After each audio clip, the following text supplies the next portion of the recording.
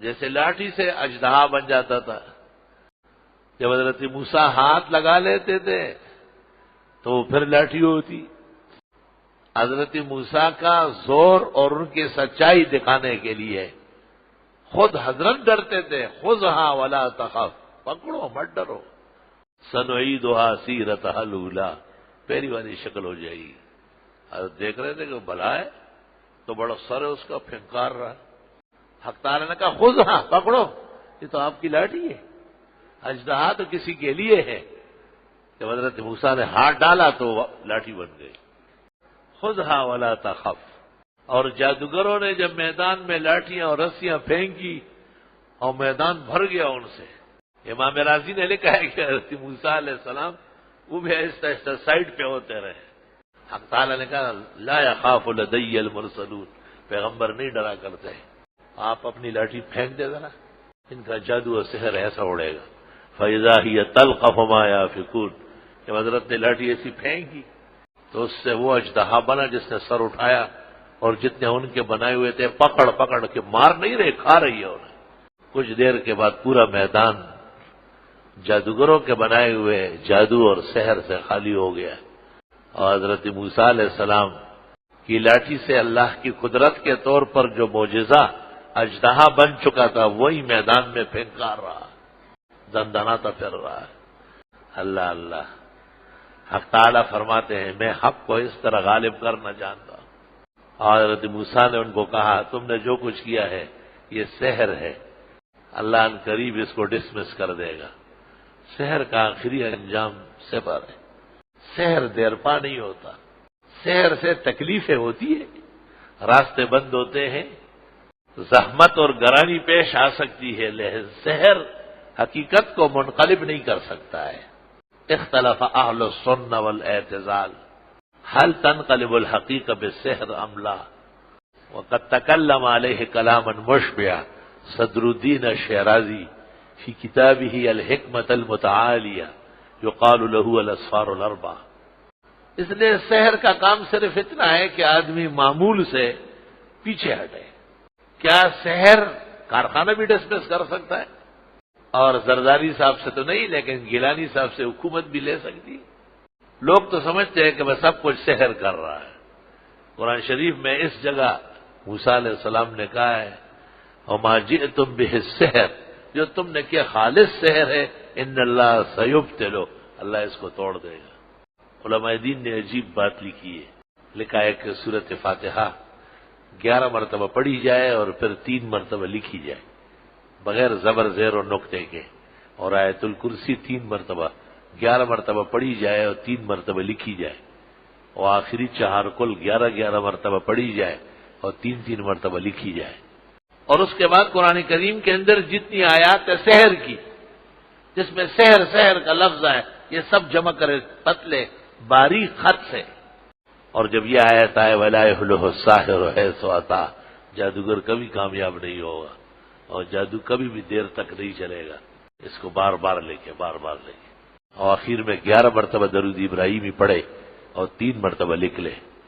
اگر یہ پانی کسی ایسے کنویں کا ملا ہو کہ 2 کنویں ہوں، دونوں چالو ہو، نوری آباد میں ہماری زمین میں الحمدللہ اس طرح 2 بورنگ ہو گئے، دونوں چالو ہیں۔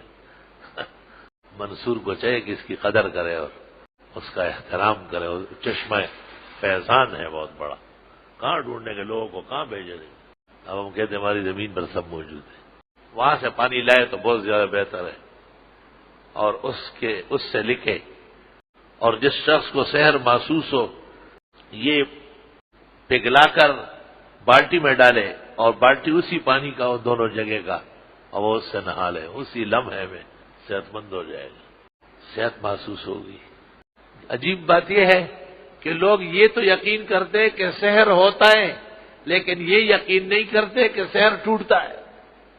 ایمان اتنا بھونڈا ہو گیا ہے، اتنا کمزور ہو چکا ہے ایمان، اگر آپ اس کا سحر توڑ دیں تو اس کے لیے ضروری ہے کہ کالی مرغی آپ زندہ دفنا لے یا انڈا الٹا لٹکا دے، کوئی کرتب کرے تب جا کے اسے اطمینان ہوتا ہے۔ یہ کمزور خیالات ہیں، مومن کو ان باتوں میں نہیں استعمال ہونا چاہیے۔ اس کا تمام تر اعتقاد اللہ جل جلالہ اور امن والہ پر ہونا چاہیے۔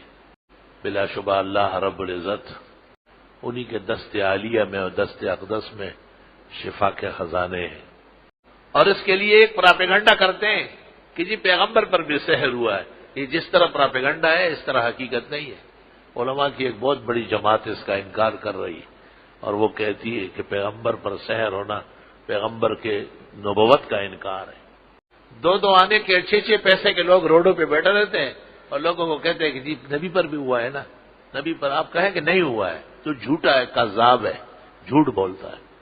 اتنے بڑے پیغمبر کو روڈوں اور گلیوں میں رلایا جا رہا ہے، اور امت کو کچھ شرم کرنا چاہیے۔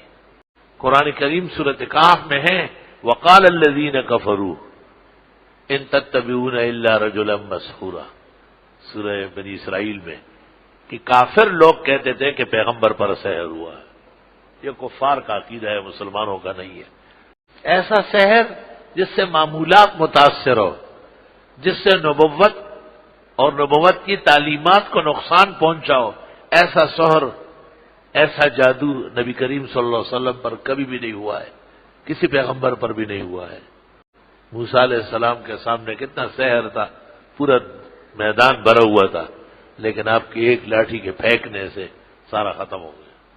امام بخاری نے تو اس کا بھی انکار کیا ہے کہ جو لوگوں میں مشہور ہے کہ آخری 2 سورتیں اس میں نازل ہوئی، امام بخاری نے کتاب التفسیر میں ایسی کوئی روایت نقل نہیں کی، اس کی تکذیب فرمائی ہے قسم کی۔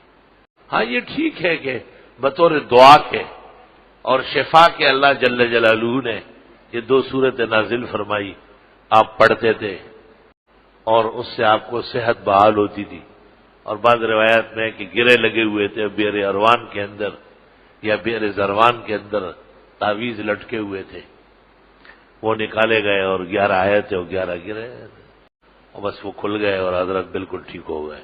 اور اس سے پہلے حضرت بیمار تھے، اور جس وقت بیمار تھے تو پیغمبر تھے یا نہیں تھے، وہی آ رہی تھی یا نہیں، وہی کے ہوتے ہوئے سحر نے کام دکھایا تھا۔ فلا حول ولا قوت الا باللہ۔ بس صرف اتنا ہوتا تھا کہ طبیعت مبارک پر گرانی تھی، کبھی آپ فرماتے کہ یہ بات ہو چکی ابھی ہوئی نہیں ہوتی، اور یا آپ فرما چکے ہوتے اور پھر وہ ہو جاتی۔ بس اتنی سی بھول چوک کی شکل میں معمولی سا تغیر محسوس ہوا، جیسے بخار ہوتا ہے، جیسے تھکاوٹ ہوتی ہے، جس طرح بھوک لگتی ہے، پیاس لگتی ہے، نیند آتی ہے، لیکن پیغمبر پر عوارض بشر اس طرح کبھی بھی غالب نہیں ہوتے جس سے نبوت کو نقصان پہنچے، یاد رکھنا۔ السلام علیکم جی دوستو، آپ نے دیکھا اور سنا شیخ مفتی ظفر علی خان رحمۃ اللہ علیہ کو، کہ شیخ مفتی ظفر علی خان رحمۃ اللہ علیہ کیا بیان فرما رہے تھے۔